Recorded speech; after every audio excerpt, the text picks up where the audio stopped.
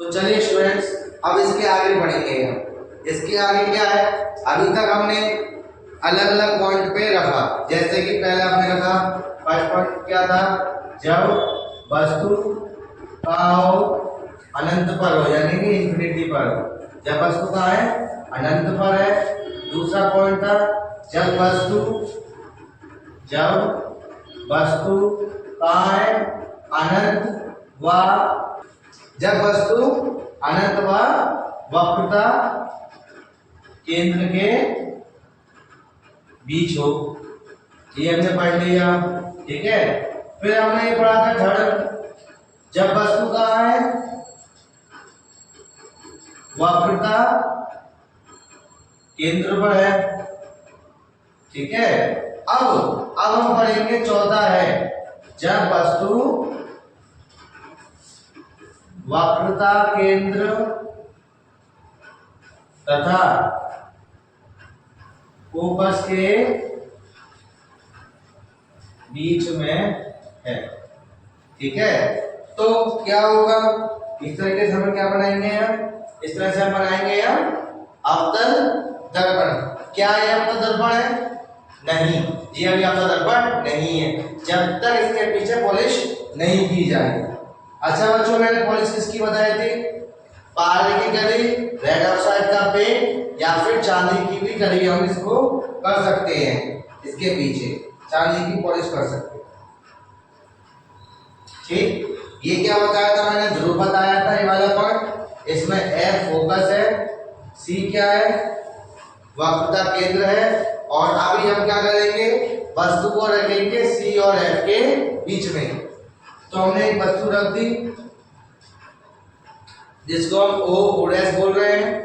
नियम number first लगाएंगे, जब प्रकाश की किरण मुख्य अक्ष के समान, जब प्रकाश की किरण मुख्य अक्ष के समांतर चलती है तो दर्पण से टकराने के पश्चात फोकस से होकर जाती है। ये फोकस से होकर चली गई। दूसरा क्या कहेंगे,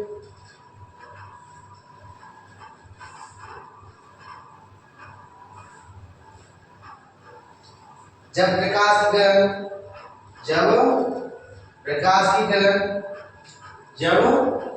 किरण फोकस से होकर जाती है, दर्पण से टकराने के पश्चात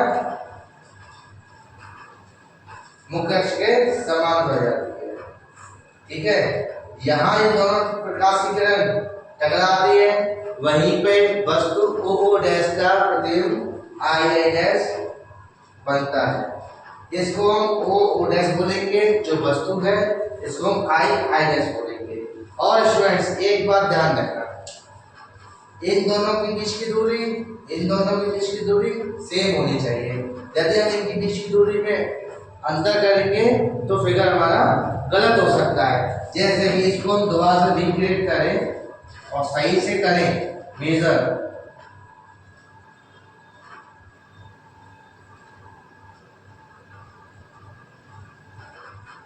इसका इस तरीके से फिगर बनेगा।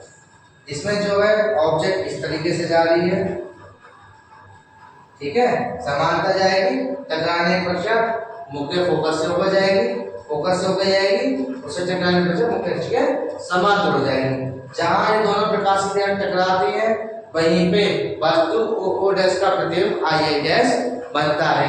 ये सी के पीछे बनता है, वस्तु से बहुत बड़ा नहीं कह सकते बट बड़ा बनता है, ठीक है, और उल्टा होता है। इसके बाद आता है पांचवा फिगर। ये 14 था, ये दोनों 14 हैं। इसके बाद आता है पांचवा, जब वस्तु कहाँ पर है, फोकस पर है। तो वस्तु कहाँ पर है, फोकस, तो फोकस के लिए बनाएंगे हम।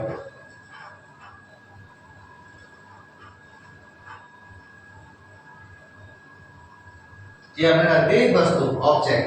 अब फोकस के लिए बना रहे हैं तो एक तो मुख्य अक्ष समांतर जाएगी, टकराएगी और फोकस के होकर जाएगी। दूसरी किरण क्या जाएगी, दूसरी जाएगी वक्रता केंद्र में से। कहां से जाएगी, वक्रता केंद्र में से। तो ये दोनों किरण देखिए दोस्त, ये क्या है, ये इधर भी पैरेलल जा रही है और इधर भी पैरेलल जा रही है, तो ये वाली किरण ये मिलती नहीं है। हम ये कह सकते हैं वस्तु आपका दर्पण के अंदर जो इमेज है वो कैसी बनेगी, आपका दर्पण के लिए अंदर जो इमेज बनेगी उल्टी बनेगी, उल्टी बनेगी, ठीक है, और वास्तविक बनेगी, ठीक है, और अनंत पर बनेगी और वस्तु से बहुत बड़ी बनेगी। इसके बाद आता है फिगर नंबर 6, जब वस्तु P और F के बीच में है या F और P के बीच में है, ठीक है, F क्या है, फोकस है, P क्या है, ध्रुव है, तो यहां हमने बीच के लिए बना दिया ये चीज।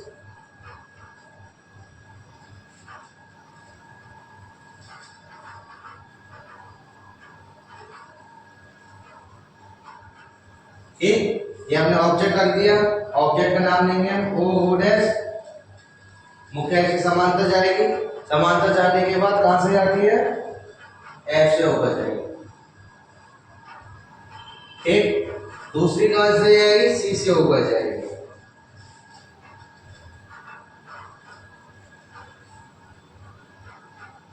ठीक। अब देखिए यहां तो फैलती आ गई तो यहां तो नहीं टकराएगा, इस कंडीशन में ये कहां टकराएगा, इस जगह आके टकराएगा, ठीक है।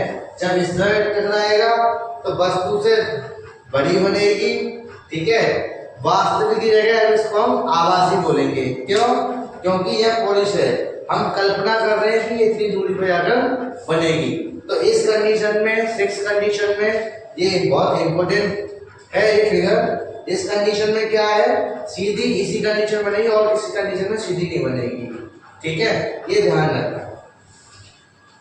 अब इसके आगे हम आगे इसी को पढ़ते हैं।